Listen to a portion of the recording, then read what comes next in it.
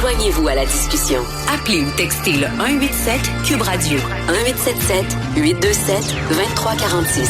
Bon, on a décidé de faire un exercice avec Fabien Major, qui est planificateur financier, animateur du balado Le Planif, ici même à Cube. Fabien, bonjour. Bonjour. Puis je me disais, les intermédiaires, les consultants, les comptes de dépenses, on peut-tu faire le ménage là-dedans, essayer de comprendre? Toi tu dis il faut, hein? Ouais, ben c'est ça. Là, d'abord, tu parles de valeur ajoutée. On va y aller tout de suite là à propos des intermédiaires. Qu'est-ce que tu entends par valeur ajoutée? Valeur ajoutée, c'est est-ce qu'on reçoit quelque chose en retour? C'est bien le fun de payer un intermédiaire, mais si on n'a pas quelque chose qui favorise notre intérêt, ben on paye dans le vide. C'est simplement ça. Ouais. La valeur ajoutée, ben évidemment, je vais prêcher pour ma paroisse. Comme planificateur financier, il y en a qui doutent. Mais il y a plein d'études qui montrent que quand on est suivi sur plusieurs années, notre patrimoine augmente de 1 à 3 %. Même s'il y a des frais de gestion, après tout, là, il reste de l'argent. Mais dans le domaine financier, attention, en succursale, c'est autre chose. Des fois, on va acheter des fonds communs qui vont jusqu'à 2,5 %. Mais là, si vous n'avez pas de conseil puis un suivi très étroit avec tout le temps la même personne, genre pendant 15 ans. En fonction de ton profil à toi, là. Ben oui. Mais un suivi étroit, ça veut dire on aide dans la décision pour l'hypothèque, pour les dettes, les rénovations, l'éducation des enfants. Il y a toujours des questions personnelles. Avec un planificateur qui nous suit à la trace, la valeur ajoutée perceptible, c'est facile. Quand on se pose la question, je pense que les chances sont bonnes qu'il n'y ait pas de valeur ajoutée.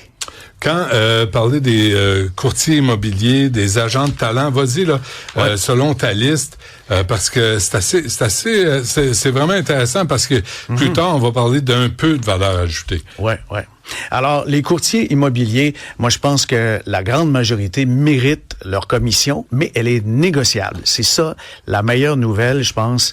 Vous faites affaire avec quelqu'un, négociez et dites-lui, mets-moi sur papier tout ce que tu vas m'offrir pour m'aider à valoriser justement ma propriété, parce que la bonne valeur ajoutée, ça aussi, je pense que ça prend de l'expérience là-dedans. Là. Mais sur une propriété, disons, de 600 000, une commission de 30 000 plus les taxes, c'est énorme. Mais la valeur ajoutée, c'est souvent se protéger contre soi-même avec des potentiels vices cachés, des trucs comme ça. Là. Non, mais attends, là, Fabien, moi, je le vis, là. Ouais. L'inspecteur, là, le crosseur, là, qui m'a chargé 1500 pièces, qui a rien vu, qui s'est pas passé la tête dans le grenier, qui a pas, tu sais, il peut pas voir à travers les murs. Les inspecteurs, c'est une arnaque. Le nombre de gens... Je suis pas sûr. Je devrais te plaindre là-dessus, là, parce qu'il y en a qui sont accrédités et tout, puis qui doivent absolument passer à travers une liste de tout ce qu'il faut regarder. Ils passent à travers la liste, mais ils le voient pas, ils l'ont pas vu, puis si t'arrives, tu découvres quelque chose, tu peux pas revenir contre un inspecteur. Fait que là, tu te fais avoir. Ben oui. Il n'y a pas de valeur ajoutée à ça, là. Ben, je suis pas sûr. C'est ton cas, Benoît, puis... Non, écoute, un cas qui est répandu. Les gens qui disent, hey, j'ai eu une mauvaise surprise, puis là, t'appelles l'inspecteur, ah ben non, je suis responsable de rien. Ouf. Ça, c'est des lacunes, ça, dans le système présentement. Okay. Les courtiers immobiliers, là, c'est parce que tu sais, tu disais, là, une maison de 300 000, ils chargeaient 4-5 % de commission. Une maison, maintenant, d'1 million, c'est plus le même 4-5 %.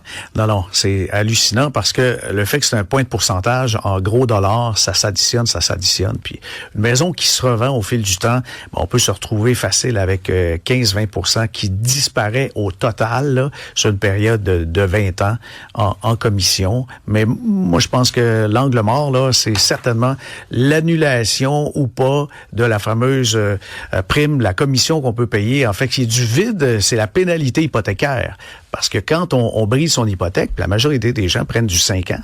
Les couples, ça dure 3 ans. Alors, assurément, on va avoir à payer à un moment donné une pénalité hypothécaire. Faut absolument regarder ça quand on souscrit. Ça se négocie-tu avec la banque?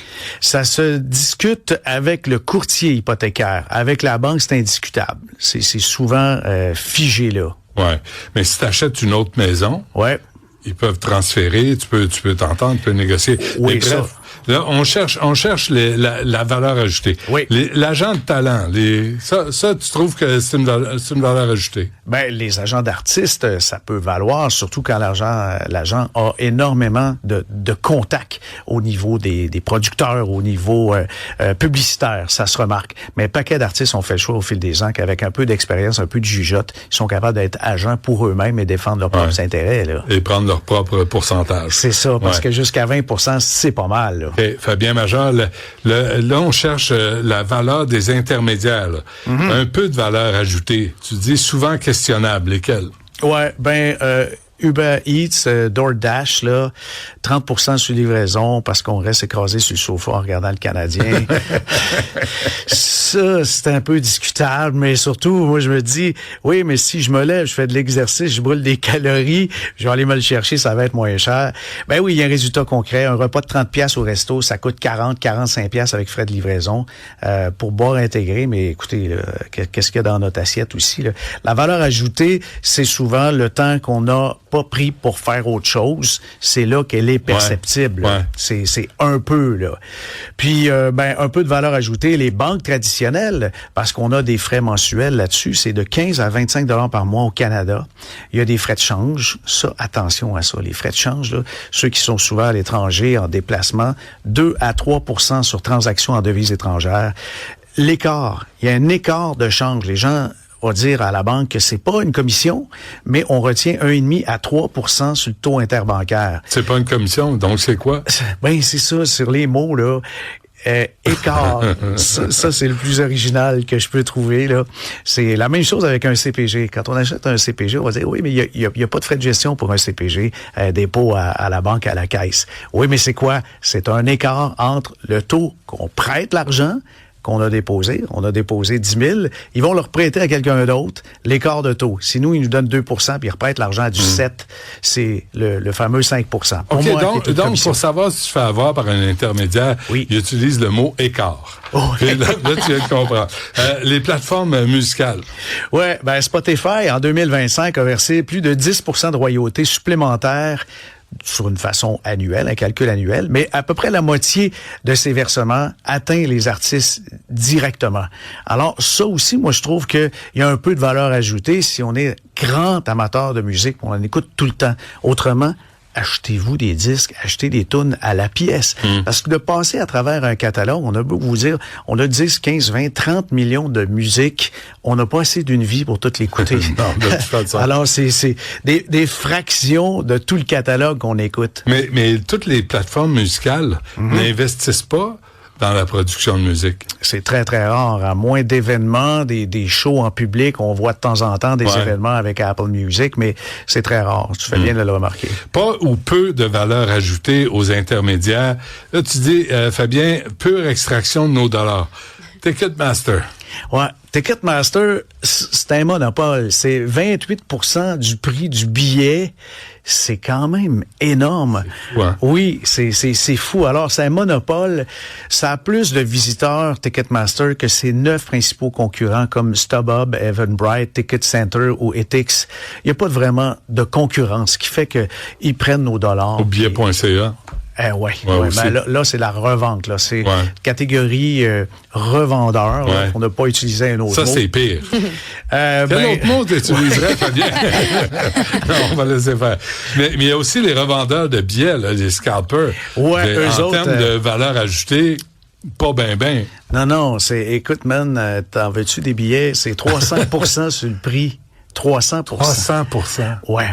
Ils sont vraiment, ils se frottent les mains. Avec les séries, là, c'est malade, là. Mais il y a des preneurs. Il y a des preneurs. C'est pour ça, finalement, tant qu'il y a des preneurs, les intermédiaires sans valeur ajoutée s'en donnent à cœur joie. Ah, c'est ça, hein. Le vieux concept de offre et demande. C'est en plein ça. Mais pour les frais bancaires, ça, je suis pas d'accord. Il n'y a pas de demande pour ça. Non. Comme les frais de découvert, 20 à 45%. Si votre banque vous dit, on a un fameux protection contre les découverts, là. Ah oui, t'as besoin de ça. Ah oui, OK. C'est très, très, très payant. 20 à 45 $ par incident. Peux-tu dire non à ça? Oui, on peut dire non. C'est des options. Okay. On peut aller aussi dans une autre banque. Mais tu te le fais imposer? Bien sûr, c'est sûr. Ouais. Puis sur les cartes de crédit, arrêtez de magasiner les cartes de crédit en fonction des taux d'intérêt parce que il faut pas être dans un solde négatif. À la fin du mois, si on paye pas au complet, c'est parce que vous n'êtes pas quelqu'un qui avait la capacité de gérer votre carte de crédit. Faut la non, payer. Mais il y a des bad luck dans la vie, des fois. Ça, c'est exclu parce que les bad luck, ça arrive. Mais si par habitude, là, on regarde les 10 dernières années, combien de fois vous avez réglé votre solde au complet? Si la réponse est non, il est peut-être temps de vous domestiquer puis d'en couper une coupe. Okay. Comment les intermédiaires alimentent l'inflation? Ouais, ben ça, c'est un effet de couche sur couche qu'on pourrait dire, parce que chaque intermédiaire va ajouter sa marge sur celle de l'autre. Par exemple, un producteur agricole qui vend des navets. Tu sais, des navets, il y en a quand même quelques-uns. T'en parles de temps en temps. Alors, on a le producteur de navets qui, lui, veut vendre son navet. Il touche 10 à 15% seulement du prix final. Alors, il faut qu'il en cultive en tas. Et puis, le transport, la distribution, le détaillant, ben ça fait partie. À chaque couche, tu as un intermédiaire.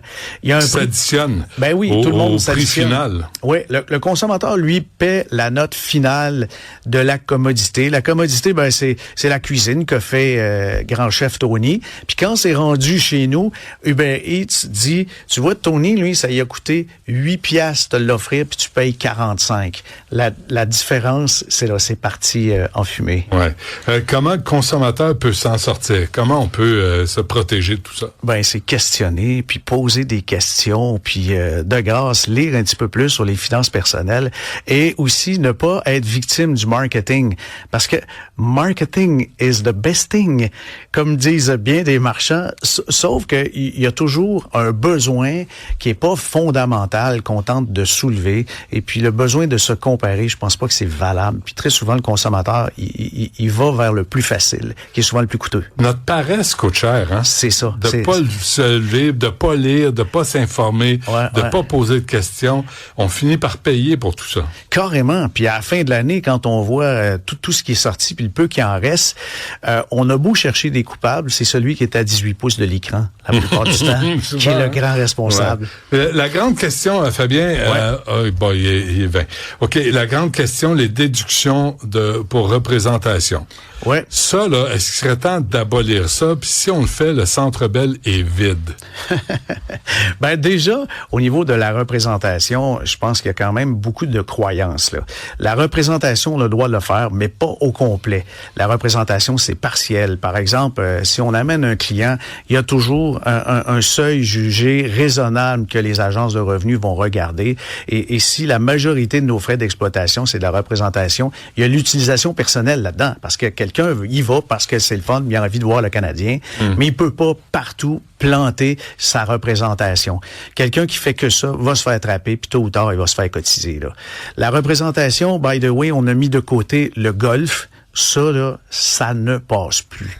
Le golf, c'est un divertissement. On va pas là pour brasser des affaires, on va là parce que ça nous tente.